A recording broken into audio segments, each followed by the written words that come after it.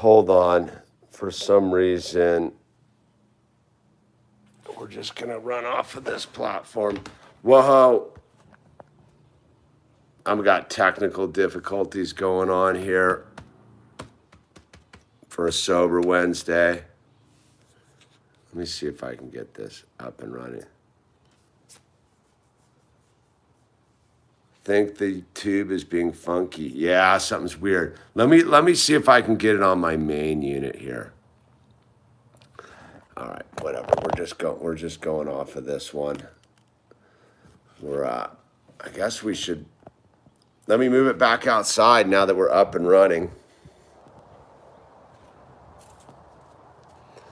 Make it hard to read the comments, but whatever. You know what I can do. Wait, you gotta roll with. Funny, dude. All right, let me, it's the illusion. We just got to focus on what we're doing here. It's the illusion reporting from somewhere on Spaceship Earth for another edition of Sober Wednesday. This is an hour dedicated to people that are seeking some sort of help with drug addiction, alcoholism, but have you eaten too many cookies, getting involved with bad relationships, whatever's blocking you from getting near to God. And so we ask that for this hour that we stay focused here. This isn't if you're not a person suffering, this isn't a standard illusion thing. This is for people that are suffering. So please make a space for them and allow them to use this platform, because lots of people are suffering out there. So with that said, let me start off with the serenity prayer. God, grant me the serenity to accept the things I cannot change, the courage to change the things I can, and the wisdom to know the difference. Amen. So we're already just in that surrender phase. Apparently my laptop's not letting me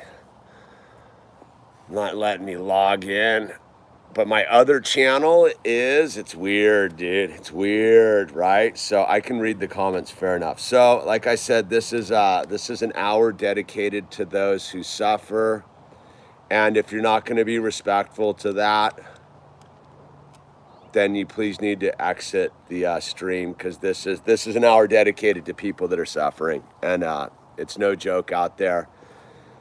You know, people are dying of alcoholism, drug addiction, suicide all over the place, and we're staying focused till 7:30. Okay, so that's all I ask. Moderators, you can come in heavy duty with any sort of whatever you need to do, dude. Whatever you need to do. So we usually start this off on page 56 of the big books, Alcoholics Anonymous. I forgot to say that you're not required to want to be sober, need to be sober. Alcohol, drugs might not be your problem. It could be sex addiction, pornography, cigarettes, Oreo cookies, shopping, debt, whatever it is, whatever's blocking you from a fully evolved relationship with your higher power, aka God. This 12-step program can work for you. Just substitute the word alcohol for whatever your dilemma may be. Okay, and so on that we read page 58 of How It Works from the Big Book of Alcoholics Anonymous. Chapter 5, How It Works. Rarely have we seen a person fail who has thoroughly followed our path. Those who do not recover are people who cannot or will not completely give themselves to the simple program. Usually men and women who are constitutionally incapable of being honest with themselves. There are such unfortunates. They are not at fault. They seem to have been born that way. They are naturally incapable of grasping and developing a manner of living which demands rigorous honesty. Their chances are less than average. There are those, too, who suffer from grave emotional and mental disorders, but many of them do recover if they have the capacity to be honest. Our stories disclose in a general way what we used to be like, what happened, and what we are like now. If you've decided you want what we have and are willing to go to any length to get it, then you're ready to take certain steps. At some of these we balked. We thought we could find an easier, softer way, but we could not. With all the earnestness at our command, we beg of you to be fearless and thorough from the very start. Some of us have tried to hold on to our old ideas, and the result was nil until we let go absolutely. Remember that we deal with alcohol, cunning, baffling, powerful. Without help, it is too much for us. But there is one who has all power. That one is God. May you find him now. Half measured availed us nothing. We stood at the turning point. We asked his protection and care with complete abandon. Here are the steps we took, which are suggested as a program of recovery. 1, we admitted we were powerless over alcohol, that our lives had become unmanageable. 2, came to believe that a power greater than ourselves could have restored us to sanity. 3, made a decision to turn our will and our lives over to the care of God as we understood him. 4, made a searching and fearless moral inventory of ourselves. 5, admitted to God, to ourselves, and to another human being the exact nature of our wrongs. 6, we're entirely ready to have God remove all these defects of character. 7, humbly asked him to remove our shortcomings. 8, made a list of all persons we had harmed and became willing to make amends to them all. 9, made direct amends to such people wherever possible, except when to do so would injure them or others. 10, continued to take personal inventory, and when we were wrong, promptly admitted it.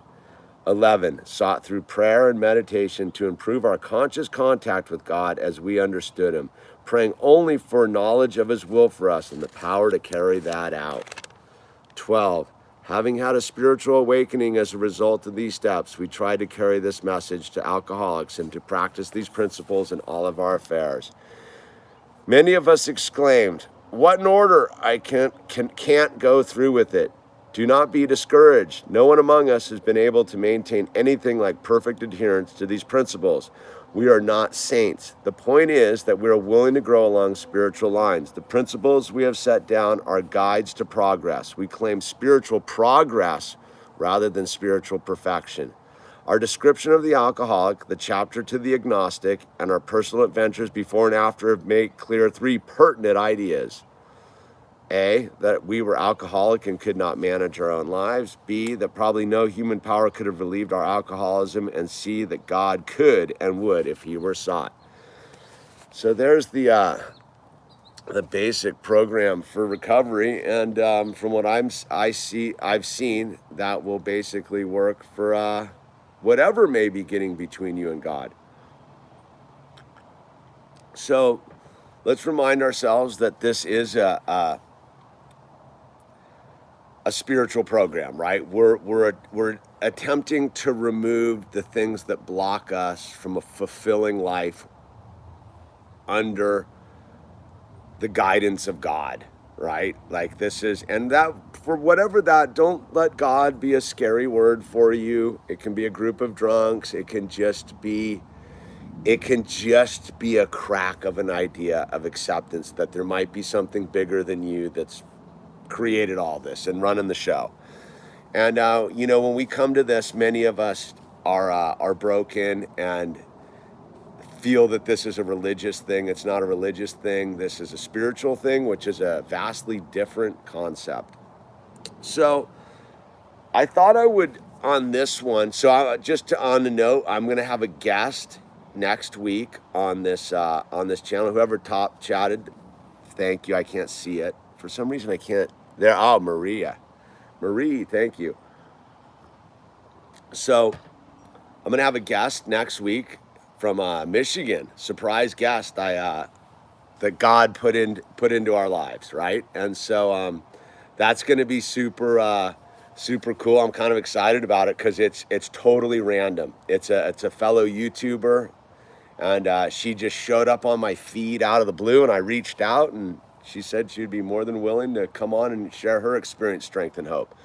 But with that said, I think I'm gonna talk more to the people that have alcoholics in their life, right? Many people don't suffer directly from alcohol, i.e. putting it into their mouth or their body, or they don't suffer directly from drug addiction, or people that are afflicted with debilitating addictions, whatever they may be. Oreo cookies, bad relationships, gambling, crack cocaine, alcohol, they all are blocking you from God.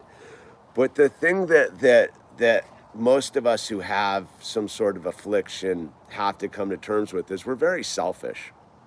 We're very egocentric and very concerned about our own well-being, which is part of the addictive reality. So we tend not to notice the people that we affect. Yeah, Sarah Connor, dude, that is a serious one. And there's 12-step programs, Debtors Anonymous. There's all sorts of ways to reattain it. Again, the 12 steps are basically the same for whatever it may be. Anything that's blocking you from God, dude, it's really just getting into the program of allowing help to arrive, right? So we affect the people around us when we're caught in our addictions.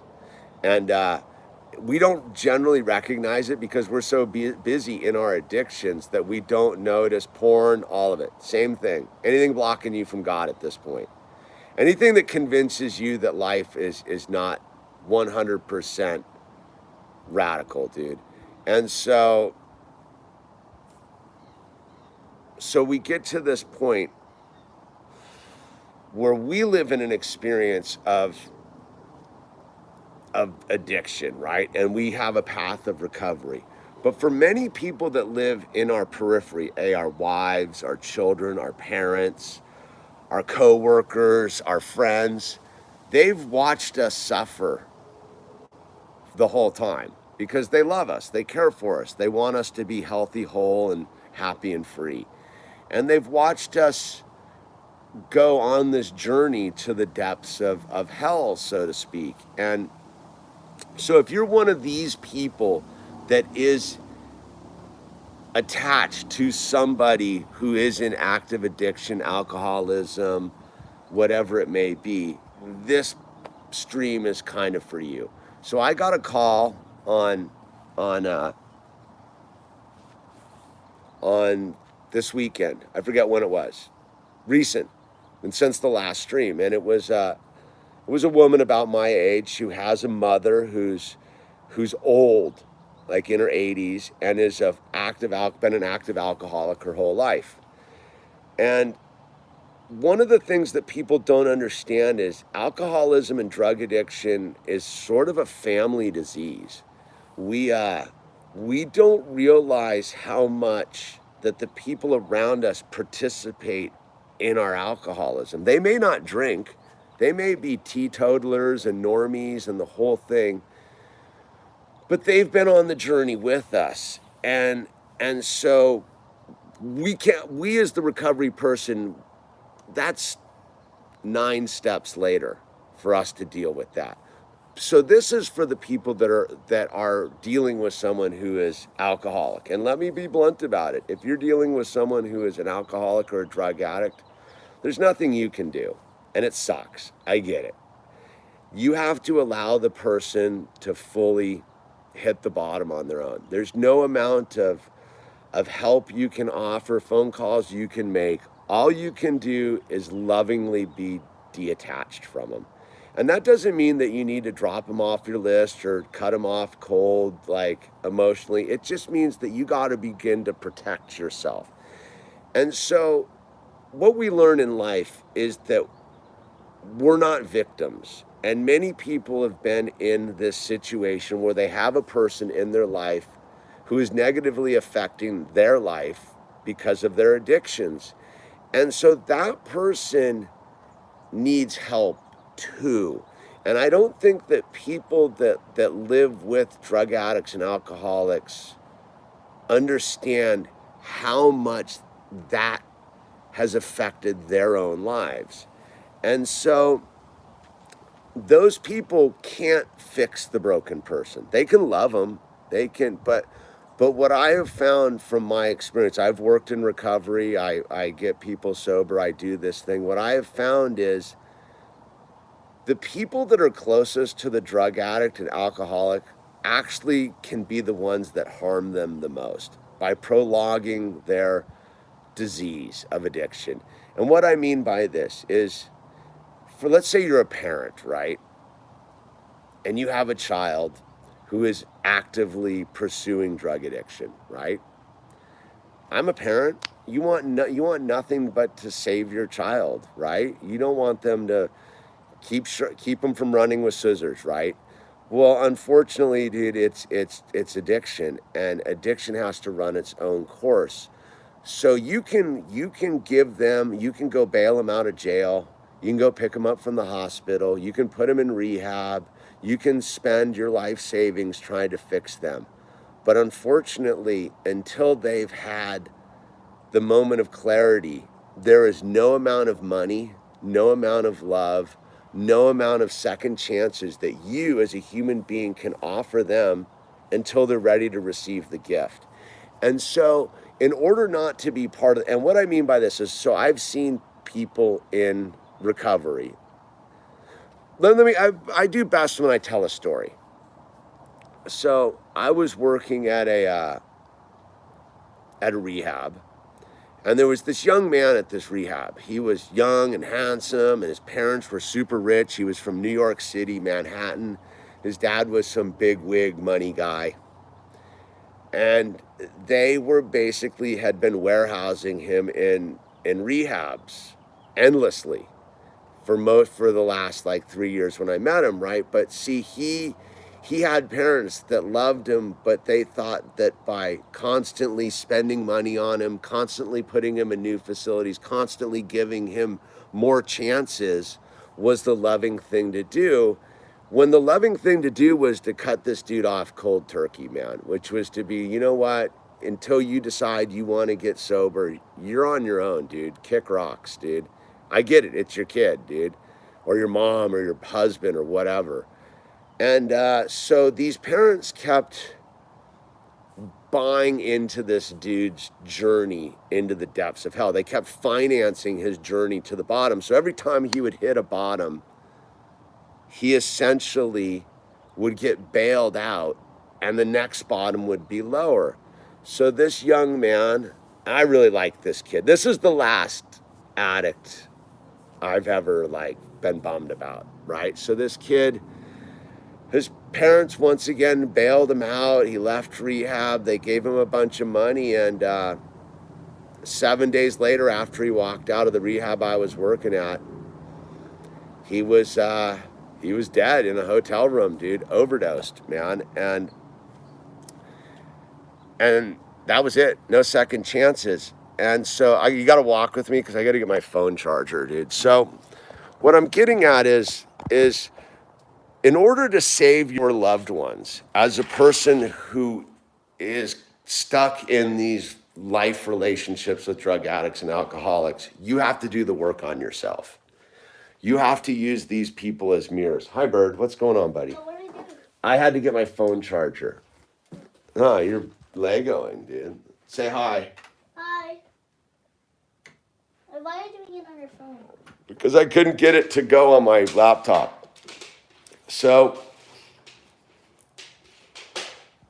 it's this thing where you got to do the work on yourself, right? So there's this, most people don't know until they know. There is a 12-step program for you. And look, I'm not what do I say? Everything isn't 12 steps, but 12 steps is a super effective program from what I've witnessed and experienced in this life, right? So it's why I promote it. It seems to work for a lot of people. It's worked for me. So there's what's called Al-Anon, right? And Al-Anon's basically as widespread and accessible as Alcoholics Anonymous. So if you have somebody in your life right now who is actively pursuing drugs and alcohols and you love them, the first person you have to put the oxygen mask on is yourself. The first person that you have to take care of in that relationship is you. And what you'll find out in the thing is everybody's on their own journey. And all you can do is be in a place of love for these people, because sometimes love isn't helping someone. Sometimes love is letting someone hit the bottom, and it's scary. I've watched it over and over again. And I'll tell you what, working in the professional treatment, the most dangerous person to a child addicted to drugs and alcohol is their parents. Unfortunately, it's not the facilities. It might not even be the drugs, realistically. It's the parents that constantly bail them out. And and it's human nature. It's not like it's not a negative. It's not, you're not a bad person if you want to save your husband or your wife or your mom or your dad or your uncle or your aunt or whatever it is.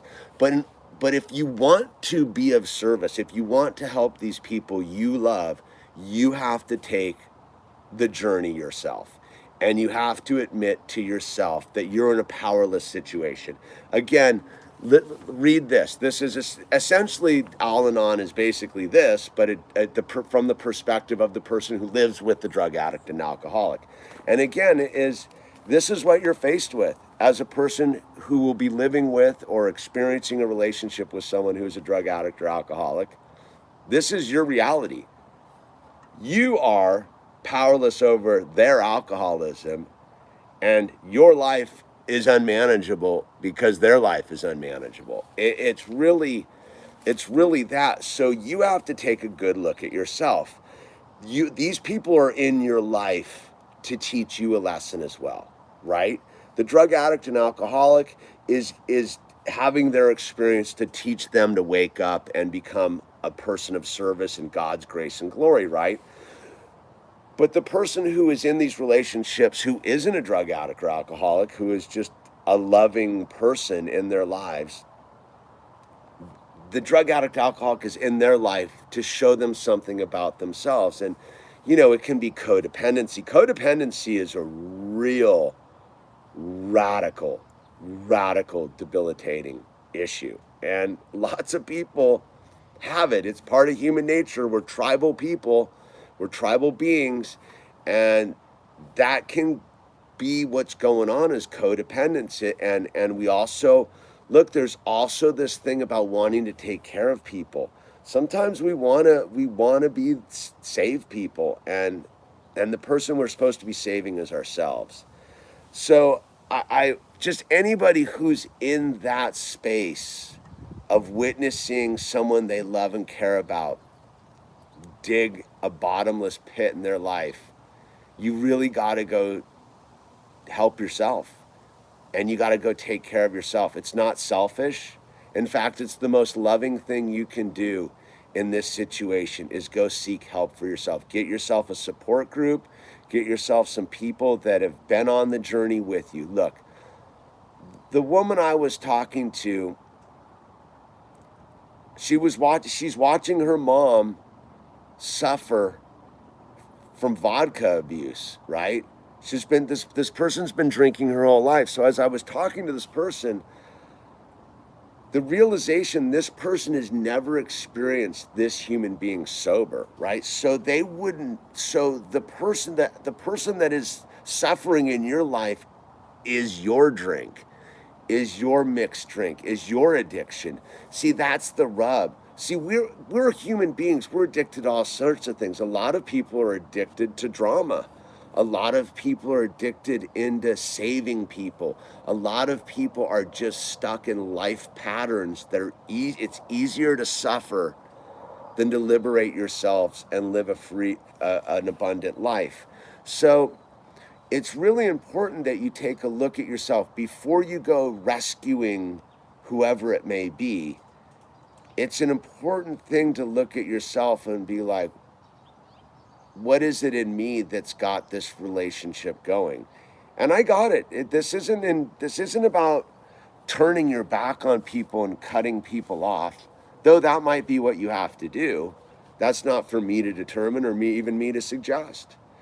It's realizing again that you have a problem, and just because you don't drink the alcohol and you don't snort the coke and you don't shoot the drugs into your veins doesn't mean that drugs and alcohol aren't your problem. That's the rub, dude. It's a degree of separation, but your life is being destroyed by drugs and alcohol just as much as the person you love's life is being destroyed by drugs and alcohol.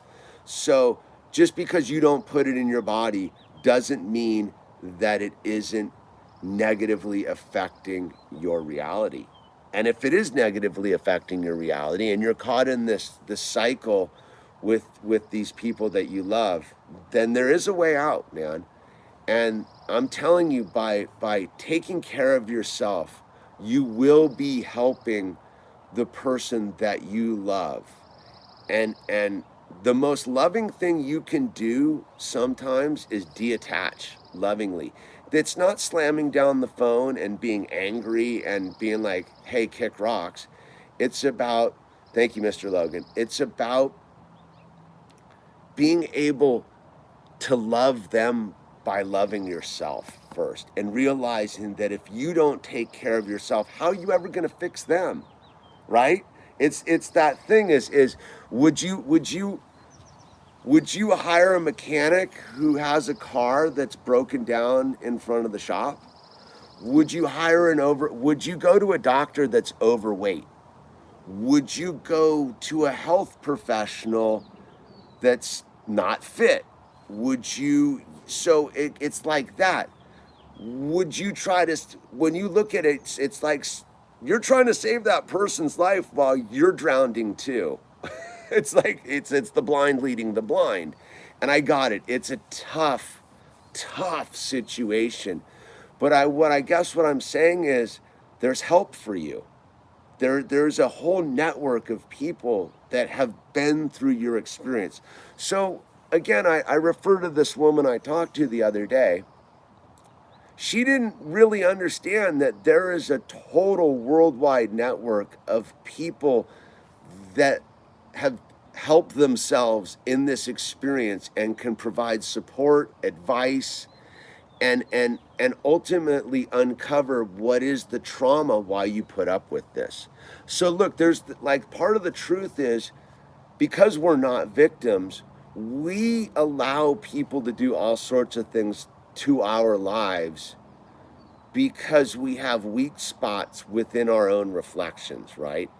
And that's a tough spill. It's easier to be like, it's the alcoholic destroying my life. It's not me. It's not me. I don't drink. That person drinks. They're the lunatic. And so you once you realize that you're actively participating in it by default. What's up, Birdie Bird? What you got? But these things are like different. Oh, here, let me put the windows in for you. All right. Well, these things go in like these. They don't even like click in. Yeah. They click in from the top. Yeah. Thank you. You're welcome. So it's a little bit like that. It's kind of a brutal pill to swallow, and for many people, it's funny. There's this disease called Munchausen's by proxy, and it's basically parents who have children and they keep them essentially sick so they can take care of them, and the children are always needy. There's also, I've kind of coined, this is my own angle on this. I've realized there's emotional Munchausen's by proxy. It's people that are keeping people emotionally sick so that they can participate in their own sickness. And it's very debilitating, and many people don't understand. And it's very, look, I'm telling you, as a person who's worked professionally in recovery and also volunteers on a daily basis to do this because I want to be of service, is the hardest person to connect to is the person that deals with the drug addict, alcoholic, to get them admit that they have a problem too. Because there's no way that you can live with someone in your life that is actively destroying. Someone put the cat person on all time out, dude. And so they don't want to look at themselves. And to try to explain to people that they got a problem too. it's almost harder than the drug addicts, like drooling on themselves or puking on themselves or passed out or arrested or broken in the hospital. They kind of get it a little bit because it's in their body. But the person standing next to them in the waiting room or the hospital bed or at the admissions, they're almost in as much danger as the person being checked in, except they're going to walk out the door and not think they have a problem. So again, as if you've made it this far, thank you, Dan. What's that? Ooh, those are new Lego pieces. Wow, we like those. Ninjago City's got a lot of new pieces. So again, that's sort of what I wanted to touch base with, is let people know that if you have these people in your life, it's okay to ask for help too. It's not a selfish thing. You're not taking any of their resources. There's a whole resource network out there. If you look up Al-Anon, A-L-A, I don't know how to spell it, Al-Anon.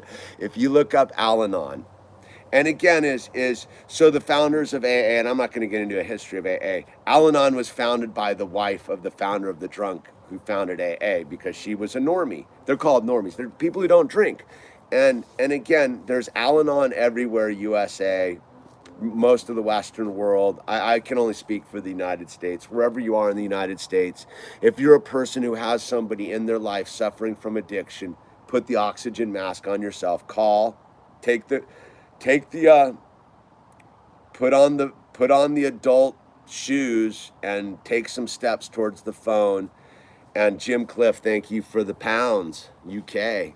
And take some big steps and pick up the phone and help yourself, because there's somebody, again, is like I said, there's somebody out there that needs to help you so that they can stay sane, right? And remember, like Al-Anon's a very interesting group. Again, I'm not a double winner.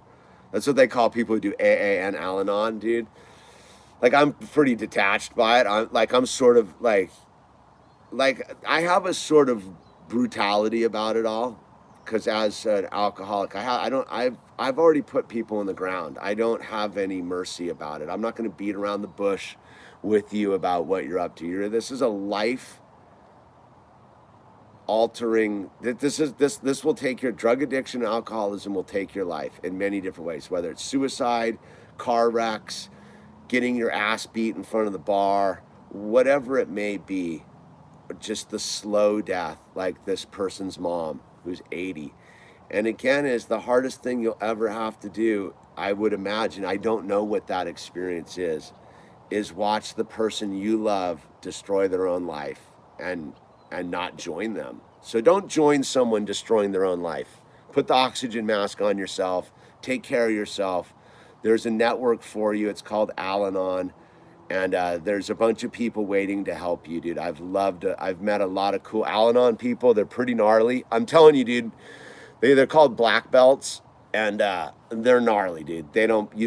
Once you become an Al-Anon person, they're pretty obvious to see, because they don't take any more BS, dude. You become very like, ha ka ka ka, about the whole thing. So with that said, that's the opening half hour of me monologuing. So I'm going to just kind of open up the feed to whatever we got going on here for whoever may be in a place of needing some sort of help, answers, whatever you're looking for. It's your turn. It's your turn to type. Send them out. There is a delay, which is always so interesting.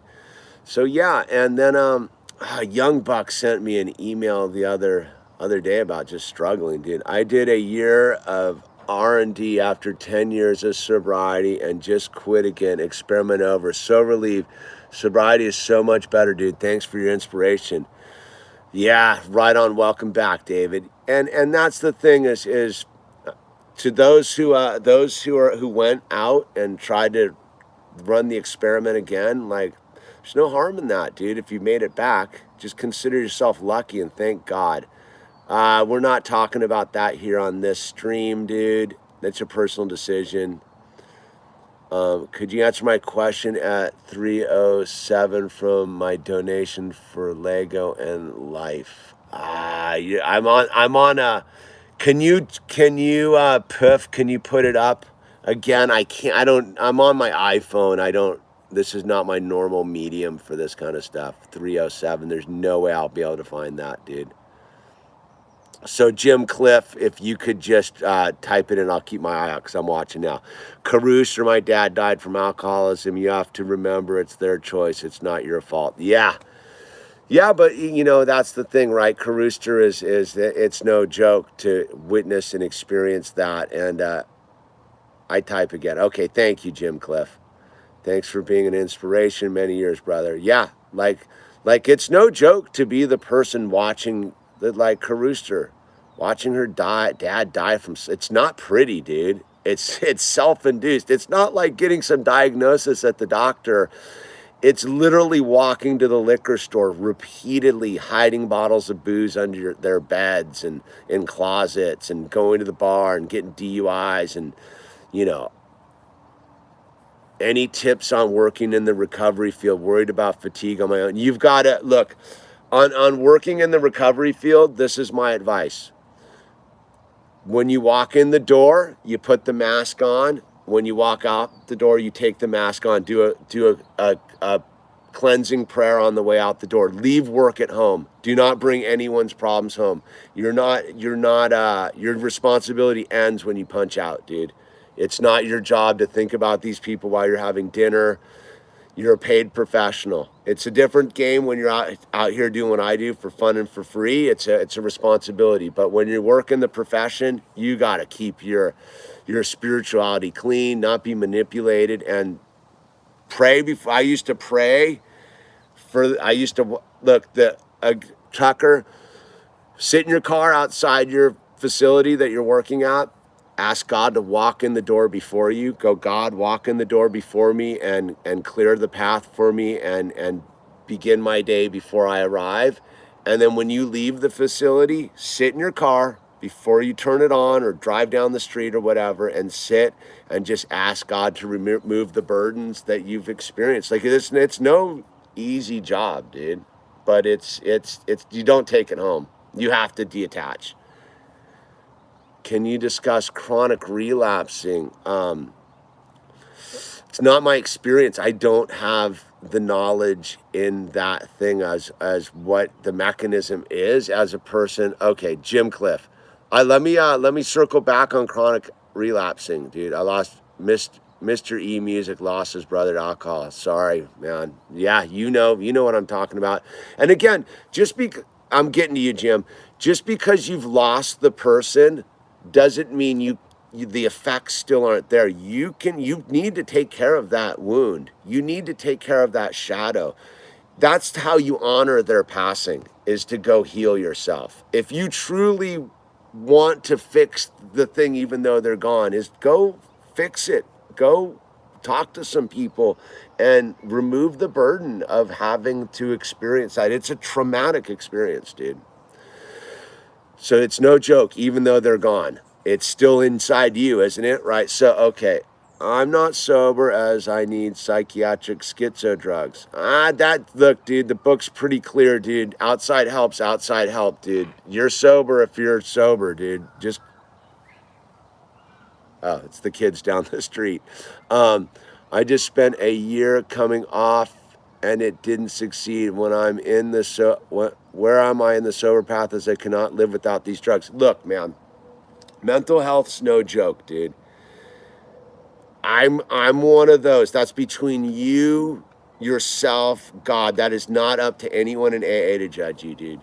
If you're not drinking booze and shooting dope and you got to take drugs for bipolar or schizophrenia or whatever, that's what you got to do, dude. All I say is always get a second opinion, always do some research on it, and do what works for you. Look, man, mental health, you can't white knuckle that stuff, dude. Look, I'm telling you, as if you go, like Jim Cliff, go back to my video like 3 years ago. I think it's called coming out with depression or something, like I almost lost it all 8 years sober, not addressing my own mental health issues of depression. Like, it's no joke, because it's, people want to be like, you can't be sober and taking your mental health drugs. I tend to disagree, unless it's benzos. I mean, benzos are different. What, you know what I mean? But again, that's between you and your professional help and your sponsor. And if you're getting sober and you don't have a sponsor, and that's a tough gig too, dude. So the book's pretty clear about it. It's not for us to judge. It really is not for another human being to judge your state. I don't do that. Dude, there's only one requirement in AA, and that's a desire to stop drinking. There's no rules here in AA. You do not have to be sober to be a member of Alcoholics Anonymous. You just have to have a desire for sobriety. And anyone who tells you anything else, look, they may have to be lovingly detached from you. And I'm not talking to you now, Jim. I'm talking in general. But like, yeah, dude, you don't have to be sober to be hanging out here, dude. You don't have to be sober to go to an AA meeting. You can be drunk as could be, dude. Wet ones are rad, dude. So, let's see, Tucker, first day tomorrow. You hang in there. Calls for support, Tucker, dude. That's all. Oh, at work. Yeah, good luck, man. Pray. Just stay with God. Detach. And look, Tucker, do not, if you're a dude, do not get swayed by the buzzsaws. And buzzsaws are females in sober livings or rehabs that are brand new to sobriety. Don't let them manipulate you, dude. That's the one thing I can tell you, dude.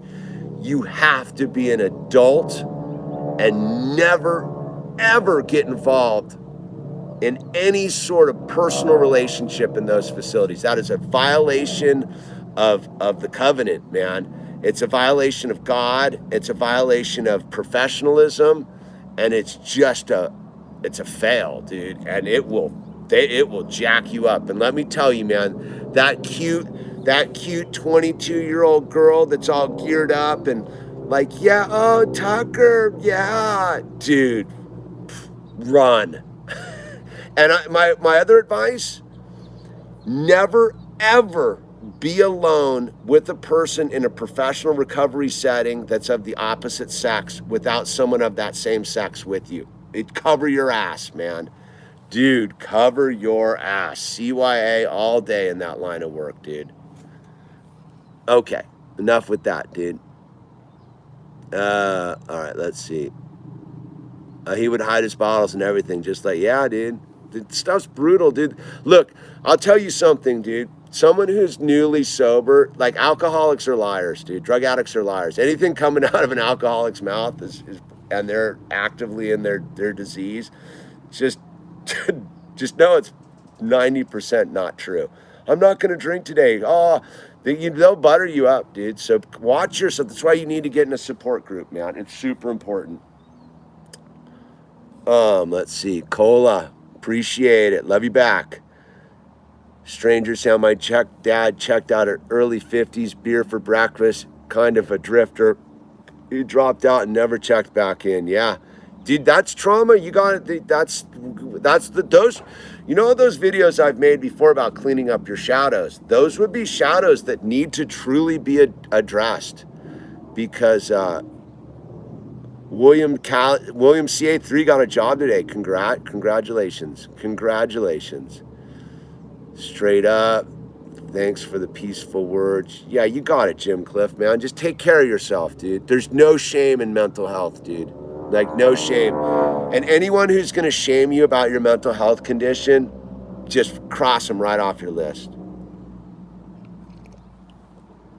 Just cross them right off. That's one of the things in our society where that's why I constantly, like, look, I had a buddy who killed himself like 3 weeks ago. One of our friends on the live stream, her friend died of it. This is serious times, dude. Just apologize for the hand constantly in the way. Trying to read these things. Yeah, the sex and recovery needs some sunlight. Look, man, as a dude who's worked professionally in recovery, you can never be tempted. Don't ever do it. I don't care if you're a man, woman, bi, whatever you are, dude. You're violating your trust. You don't understand. You're in a position of power working in a facility or something like that. When you're professionally working, these people are vulnerable and they're using their survival skills. You got to remember, man, it's much harder for a woman to get sober than a man because they have more tools to prolong their addiction out in the world, dude. So just throw a little bit of, guys are pretty like dumb simple, dude. We just blow it and we got to come in and get all like figured out. Women have a much different journey. As a man, I can't speak for women, but as a person who's worked professionally, I observe it, and it's part of the diagnosis, and it's all part of the dance. And so you as a person working in a professional facility, you're violating like all sorts of like karmic laws, if you will. I don't know how else to describe it because I don't have the right word in my head because it's not the Hippocratic Oath because you're not a doctor, but it's big, man. And so don't do it, dude. Control yourself, dude. Try to take care of these people, man. That's your job. Your job is to lovingly detach and make sure these people have a good experience and that they more people have been ruined by predators in sobriety than you would imagine, dude. So all right, let's see. Yeah, just keep a ton of distance. Just keep your guard up, man. Advice for people struggling with health conditions and sadness because of the physical pain. Beer is what helps. It's not what helps, dude. It just masks it, dude. You gotta look it head on, dude. I don't, physical health, dude. If I've been there. You got to get with God on that stuff. It's sort of, I don't, again, that's a whole different ball of wax. Physical health issues can totally jack up your life, dude. So again, there's probably a support network for you out there. I can't speak to that in this format though, and do you the justice you deserve. But I would just suggest that, yeah, beer's an awesome Band-Aid. It's an awesome Band-Aid, but eventually it won't work. That's the thing, is you got to figure another way around it. But if it works and it works, dude. Sadness, man, you gotta get with God. God will take care of the sadness, dude. Check out my song. Yup. Pages stuck together. All right, that's different stream on that, Pages. My closet is a graveyard. How do you fight off spiritual warfare? Prayer, dude. It's super basic. Prayer.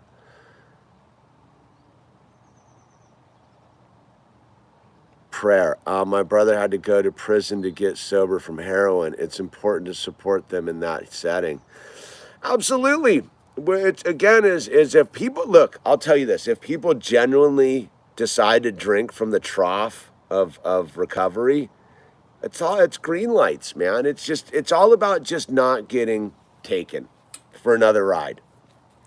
I'll tell you what. You want, from the outsider's perspective, you want to know if you have these people in your life, you know how you'll know when they're sober? If you have one of these people in your life and they come up to you and they're like, I'm getting sober, dude. I'm going to stop doing whatever it is I'm doing, right? I'm getting sober. Yeah, dude. Don't bite. You'll know they'll get sober because they'll sit you down and they'll make amends to you. It'll be a super serious process. They will come to you and they will be like, hey, look, you know what? You're my whatever, and I want to make amends to you. Do you have time? And you'll sit down and they'll own it, and they will own it, and you will know that they're sober because you'll see it in their eyes, and they won't sit there and hoisted up a flagpole and be like, I'm sober, dude. Look at me. Can I have like $50? Can I have a place to live? No. Part of that loving detachment is not to bite, dude, and get sucked in again, dude. You'll know when they're sober because if they tell you, dude, they're probably lying to you, man. But when they make amends to you, dude, that's when you can fully like be like, okay, dude.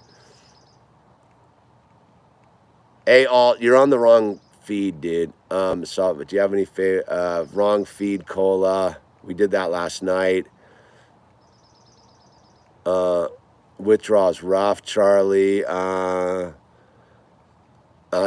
yeah, you have I know Charlie's journey, dude. Hang in there, brother. Hang in there, brother. Any advice for getting sober in early 20s? Yeah, get sober, dude. Pick up the phone, call your local AA, and get down and dirty, dude. Dude, the coolest dudes I know I got sober with were 17, dude. Sam and Dalton and Matt, the punker kids. Dude, go back to my early videos. Those punker kids that I'm hanging out with, those were the dudes I got sober with. They were 17 when I got sober with them. They were all junkies too. There you go, right there. Hey, Mr. Logan, look at 2 comments down. Spencer, 99, 27 years old, 1,400 days sober, dude. What's that, 5 years, dude? Something like 5 years, dude. Working, I heard from lungs collapse.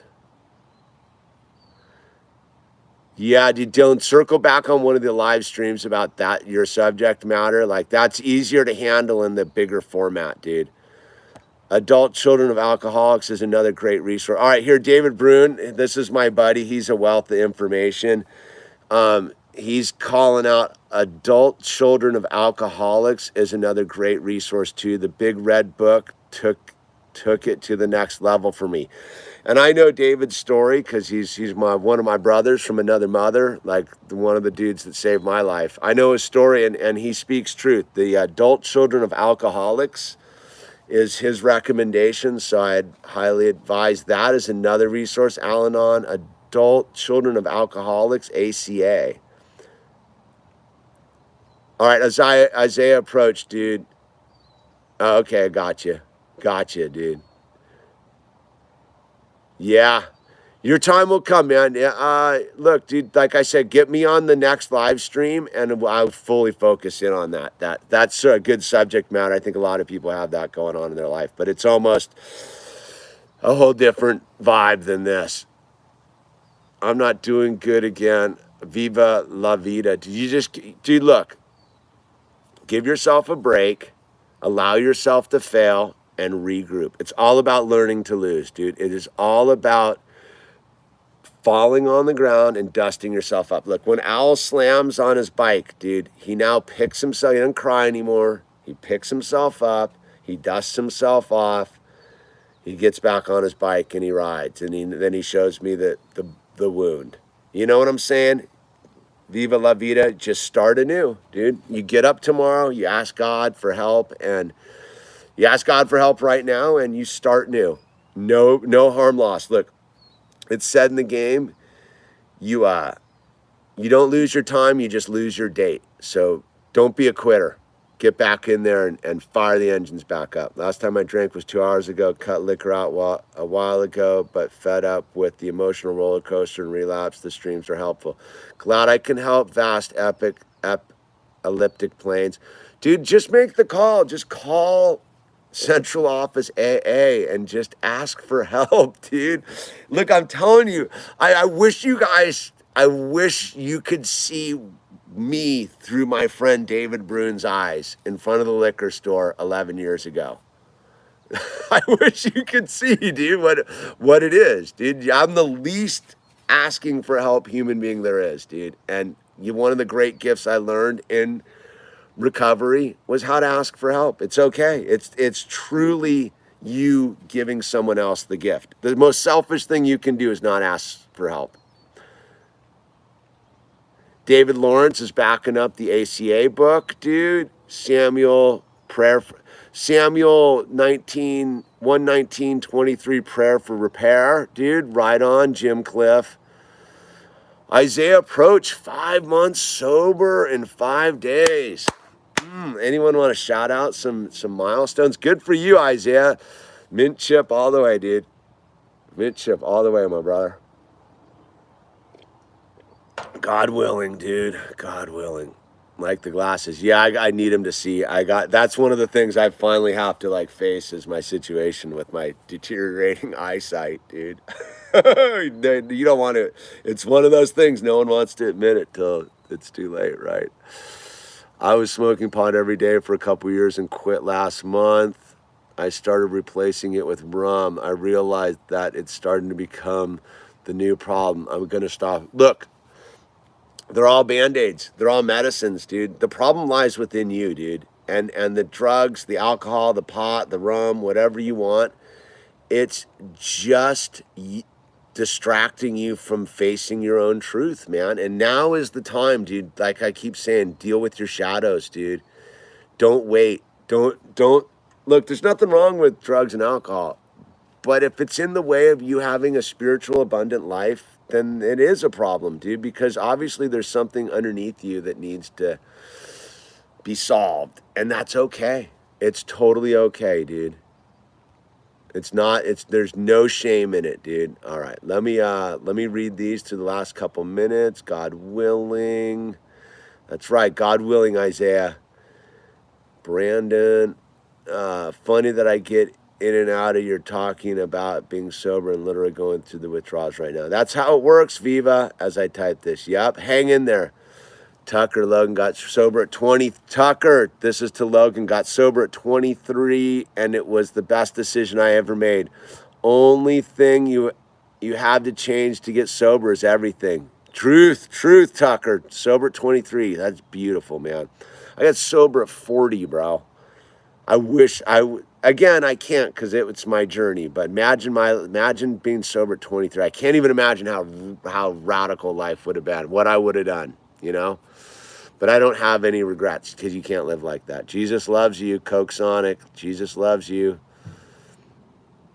Anastasia, hey.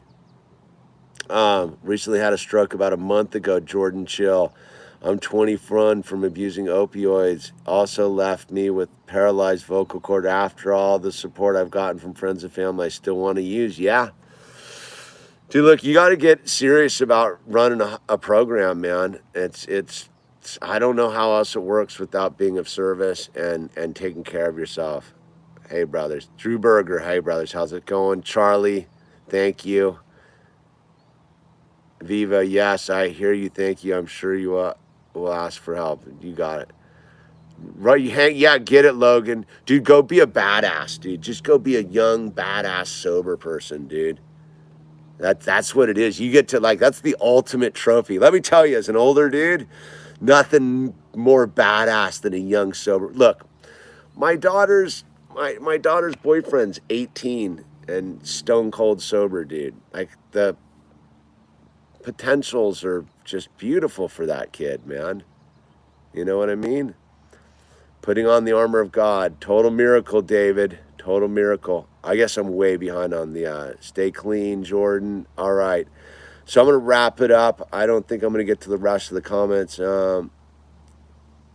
Since 14, that's amazing, Dylan. Yeah, dude. Dylan, make sure on the next one or send me a thing and I'll fully focus in on your trip, dude. 92 days sober. Love it, dude. Sobriety for me starts now. Anastasia Dukakis. Yes. Yeah, right on, Hoot. And when you said I'm sober and I'm free to do whatever I want, that's what I did it for me. Yeah, Charlie. Free to do whatever you want, dude. That's the beauty of being sober, dude. As long as you're willing to face the consequences. And all right, I'm going to answer this final question for Timothy. Got in under the wire, dude. All right. In hindsight, what is the thing that about your recovery that helped you have strength to say no to temptations? Dude, it's all step one, dude. It's this. It's truly understanding this, Timothy. It's truly grasping. Mr. Logan, thank you. It's truly grasping this. When I truly understood that I was powerless over alcohol and that my life was unmanageable, when I truly understood the gig was out, then it's all gravy from there, dude. It's all about just admitting defeat. The only way to victory in this game is to admit defeat, dude. So it's sort of one of those things, dude. Once you figure it out, it's like, oh, okay. Like some days are tough, and I just remembered that I'm powerless, dude. So with that said, we've done an hour here on Sober Wednesdays. I'm glad we were here doing our thing. I say approach, thank you. And look, it's no joke.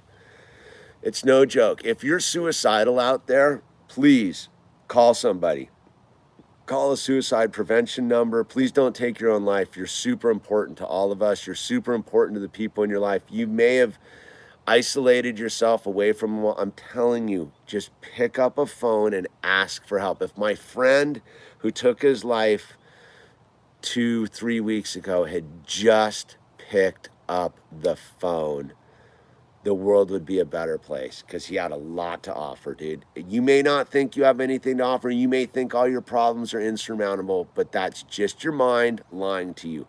Ask somebody for help. There's suicide prevention numbers all over, dude. Just look it up and pick up that first, right? And then if you're an alcoholic, drug addict, wherever you are, USA, there is a Alcoholics in AA, your city, USA. There's a number. Someone will be there. Make the call. Someone fired up will be there that just wants to be of service to you. For those who have people in their life who suffer, don't call AA for them. Call Al-Anon or ACA for you, right? Take care of yourself. You got to put the oxygen mask on yourself before you can help your loved one. So I hope that was helped somebody. And look, this is a good vibe. I like being here on Wednesdays. The life you're saving's mine too, dude, because without you, I can't do it. And I had to find a new path in this new world we live in, because I won't go to anywhere where I got to stuff a piece of cloth over my drug-addicted face, right? Because all the masks in the world won't keep the cocaine from going up my nose or the booze from going down my throat, dude. So I had to find a new way. And that's what God will do for you, dude. Just have faith. Ask God for help. If you can't do anything else, just ask for God for help, and God will show you how to do it. With that said, good night, everybody. And unfortunately, there's not going to be a podcast version of this due to the fact that I had to use my phone due to whatever's going on with YouTube. So with that, God bless. Stay strong. Stay beautiful. Use the name tags. Pick up the phone call. Be ready to pick up the phone if you're in recovery, because you got to give it away to keep it. I love you all. God bless. Thank you.